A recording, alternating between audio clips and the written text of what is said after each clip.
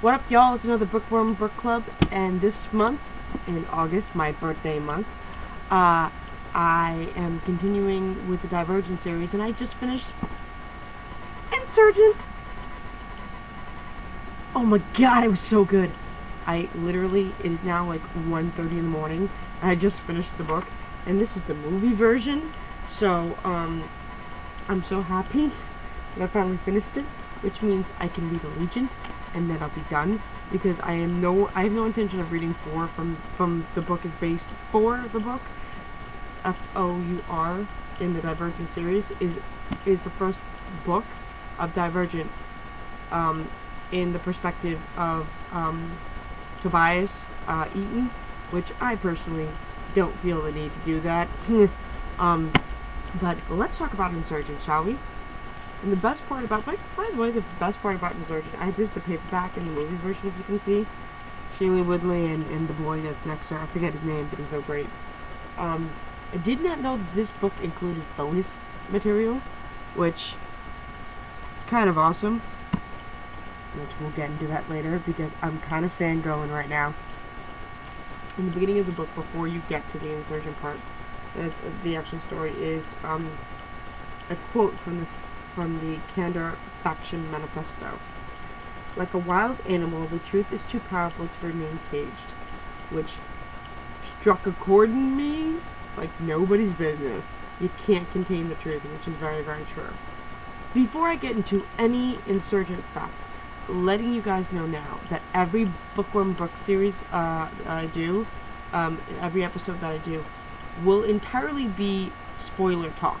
I have no intention of not doing any spoiler talk, because I need to talk about this book, so if you haven't read the book, stop now, and go read. And then come back, and then comment in the section below and tell me what your favorite part was, because I have a few. Let me also state for the record as well that I cried at this book, at a part I will explain in a minute, but yeah, I cried. Like, I haven't cried at a book since Harry Potter book 5, I believe, when Dobby died. That was a sad day for me. No, that was Cedric. Yeah, that was a bad, Cedric. So the book trails off. This Insurgent goes into, the first thing you read is that they're on the train on their way to Amity to go outside the gates, so to speak. And they meet up with Joanna Rice, who is the unofficial leader of Amity, because they don't really have a leader. I decided to wear my erudite glasses because I like smart Bookworm Book Club, but there's a glare, so we'll read them up. I entertain myself way too much. I don't know if you guys can already tell from the quotes I'm making here that I relate way too much to this. I read this book a month straight through, and I can tell you I find a lot of my qualities: dauntless, erudite, and abnegation. Those are the factions I relate to the most. Don't know what that reads about me, but anyway. So they're on the train, and they meet up with Joanna Rice, who gives them, not solace, protection and shelter, and food.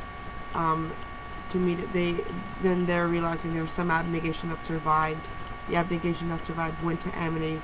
Christina is so upset with the situation, and she soon finds out that, Triss had no choice but to shoot Will, because Will just had no control. He was under a simulation due to Janine Matthews' fucking brilliant work. That woman I hate. Oh. That woman I hate so much.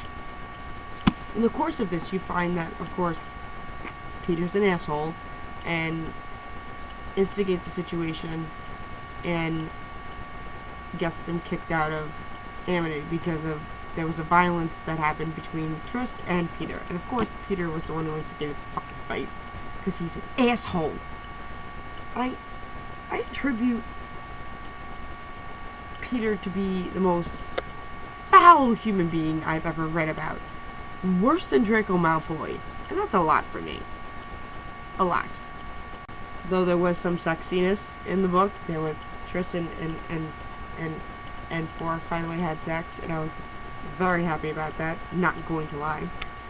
But that's just a small side note to the story. They have to leave Amity because of the fight that happened between Triss and Peter over the flash drive, and honestly, Triss had no choice but to destroy it, and Peter's not exactly someone you want to trust. With that being said and done, I believe they go off to the faction list, and have to take up shack there, only to find that Evelyn Eaton, formerly Evelyn Eaton, runs the faction list, who is Tobias' mother.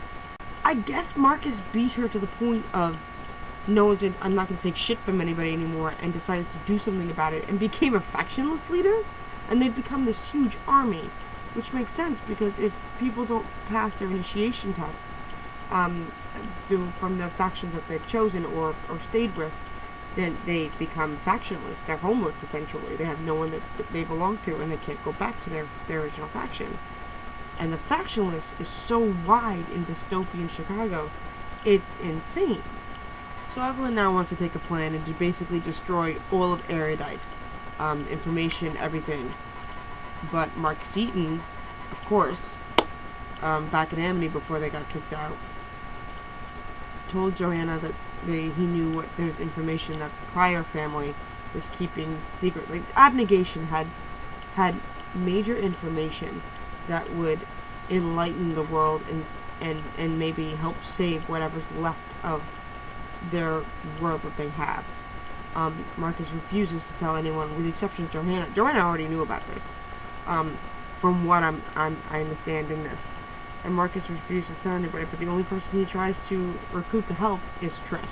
Now, Triss is put in the point of put between a rock and a hard place situation, where either help the evil that is Marcus Eaton and get this information, or help Tobias, who's sided with his mother to destroy all that Evelyn wants to take control of, which is the government itself, and make the faction list more powerful, which, given in the right situation, this woman can do. For this next part of information, I'm still a little blurry about, because again, I spent through this entire month reading this book in order to get to the deadline on Friday. So, that's the thing. I want to say that they were, there was another attack, and I want to say on the faction list, I could be wrong. I don't think they stayed with Erudite, that would have been bad. I don't know where the next attack takes place, but there's another attack, and from Erudite, and Erudite now shoots the divergents with these simulation transmitters that can set them into any simulation. Of course, this happens, and they basically said that they do not hand over the divergents, to include one special little Triss Pryor, that they will kill divergents, and will continue to kill divergents every 2 days, I believe that was said, in the next prior 2 days, with these simulation darts. Triss basically lies to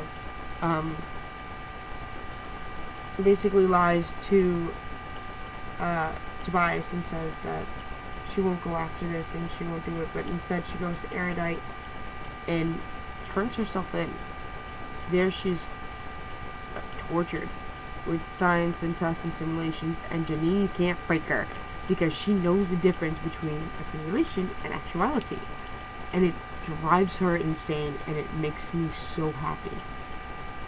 Turns out, though, that Tobias decided to turn himself in too, that if she was going to kill him, she's craving death for the fact that her parents are dead, and that people that she loves slowly but surely are dying one by the other because of this egotistic, sociopathic tendencies that Janine Matthews has, that all she sees is the logical, not the heart, the head, anything. And wants to get rid of the divergence and keep control, and overthrow what's left and have Erudite control the government, which is obviously something we don't want. Having said all that, being that Janine is broken by Triss and she can get through this, she decides that instead of continuing to try to test and probe on on Triss herself that they'll use Tobias in the interim of this to kill Triss. This is where my heart stopped. Because as I'm reading this, Caleb is helping Janine to secure everything. He doesn't see any, and while this bitch is torturing his sister, he's sitting there learning new information and trying to take this all in stride and be the perfect erudite he can be. He's hanging on every fucking word that Janine is saying, and he's holding her up to some light like she is some god, like idolizing her, and it is scary as I'm reading this. While he's a coward, if this was my family, if my brother did this to me, I would have had no hesitation to kill him right then and there. I love my family to death, but if they will sit by and watch me get tortured, I will fight back. If I have the chance, given in that situation, Caleb would have not lived. He would have been dead, straight up like that. Triss is kept in a room for days, what seems like. He's not allowed to know time or anything else. And Peter, during the break, when they had to leave Amity, and there was an erudite came to find them at Amity, which I forgot to mention, kind of an important thing. When the break happened and they left, Peter split, Marcus split, and apparently Peter had gone to erudite. Peter only looks out for Peter. Again, hate him. And he was Janine's bodyguard at some point. I guess he felt like he owed Triss something. And the last day before she was supposed to die, told her the time. And in that moment, Triss wanted to live. She was done. She wanted to live, but she knew she was going to die. She's laying on the slab, and as I'm reading this, I'm crying. Legitimately crying. I am red-faced, puffy. And my mom looks at me and goes, "What's wrong? What happened? Are you okay?" I'm like, Triss is gonna die. And I had a moment where I read this book, where anyone who knows me in real life, that my favorite show was Friends, and I wanted to put the book in the freezer to protect me from pain. And I'm not gonna lie, I kinda wanna do that. They slip her with the serum that she's supposed to die through. Instead, it just slows her heart rate down to mimic that she's dead. Tobias lifts her up, they get out, and they head back to Factionalists. Now the Factionalists want to go to war to Erudite, and it is I'm getting it. I've bent this book so much because I'm like, oh god, don't do this. And Tobias is so blindsided that he has his mother back, and he just wants, I think a part of him wants to be with her because his father was such a shithead. And he just wants that understanding. So, this all comes to pass, and Marcus Eaton says, "There's still a way to get this information. Help me. Do not help Tobias." While she hates the idea of helping him, she does it anyway. She makes very clear at one point to Marcus that literally says, "I hate you." And not because of what you did to Caleb, because he ended up busting Caleb with the butt of the gun. But the fact that I hate you for what you've done to the one person I actually do love and care about. Which, you know, happens to be his son. She will never understand the point of beating your kid, but that's neither here nor there. They go run and everything, and unfortunately they get, the Dauntless traders are taken down by the Dauntless, the regular Dauntless.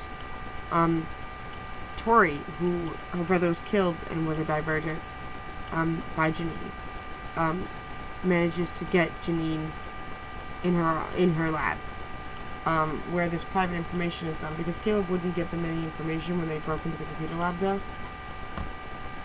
So the only other place it could be would be in Janine's lab. I don't know how Triss found it, because a lot of the hallways look the same, and a lot of it I don't know how the fuck she figured it out, but ooh.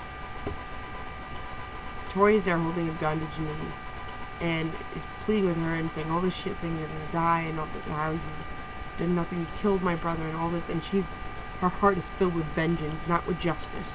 There's a difference. And I ache for that woman, I really do. But this is not the way to go about it. This information is so sensitive that it can actually help the world. Unfortunately, Triss couldn't stop Tori, and Tori ends up killing Janine. While I'm very happy this bitch is dead, we still need that information. And Tobias, she ends up telling Tobias that she's a traitor and all this, and they lock them down, and Araya, who was a good friend, who was working with Tobias, has to take her down, and Tori is now a leader, and so is Tobias and Araya, I believe so. That they have to arrest her because it was complete defiance of the new Dauntless rules.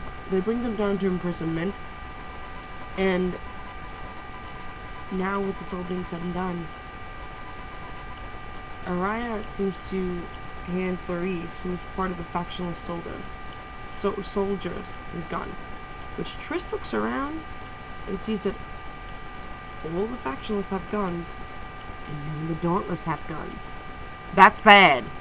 Triss notices all of this, and with the success, supposedly, of all this happening, before that even happened, when Triss got named as a traitor, she yelled at Tobias saying, if you love me, you would understand that, you would know that I'm the same woman that saved you from the simulation, put my head to the thing, and all that, and, you know, I'm the same woman that saved you from the simulation and during the attack on abnegation.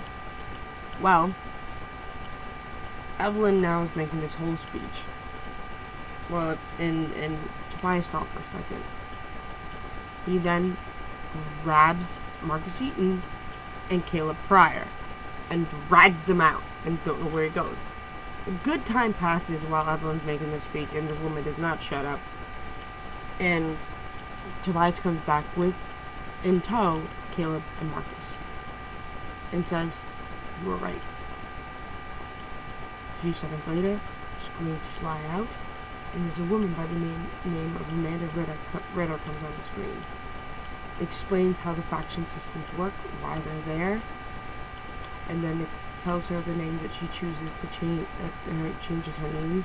She chooses to forget this life that had caused the reason why the faction system are at play. And the name she chooses is Edith Pryor. Yes, Pryor. A big reason. Whose last name is Pryor? I don't know. Beatrice Pryor.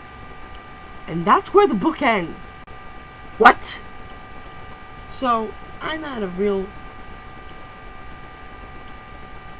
I have no words. Honestly, I want Allegiant now so I can finish the shit. Just, honestly, I have to finish it, and I want to know more. The great thing about this paperback book, which I'm not a fan of paperback books, but these are the bonus materials, if you can see that, I don't know. And there's an Insurgent alternate beginnings, Evelyn's speech to the factionless, the reality of grief, Veronica Roth's faction playlist, I think that's for the movie, and Insurgent discussion questions, and an excerpt from Allegiant, and I'm kind of excited to read all that by myself. I haven't read that part yet, because I haven't read any of the bonus material yet, because I wanted to get through the book. Now that the bonus material is done, that'll be a separate video. So I hope you guys enjoyed this Bookworm Book Club. Next month, we are going to be doing Allegiant. That will be September 1st.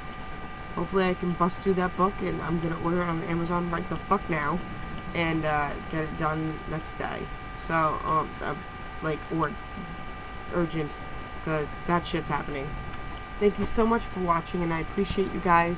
Subscribe to me and the Interweb Girls. The contest is now running, so get your audition tapes and get them in by September 5th, you guys, okay? Peace out. Okay, bye.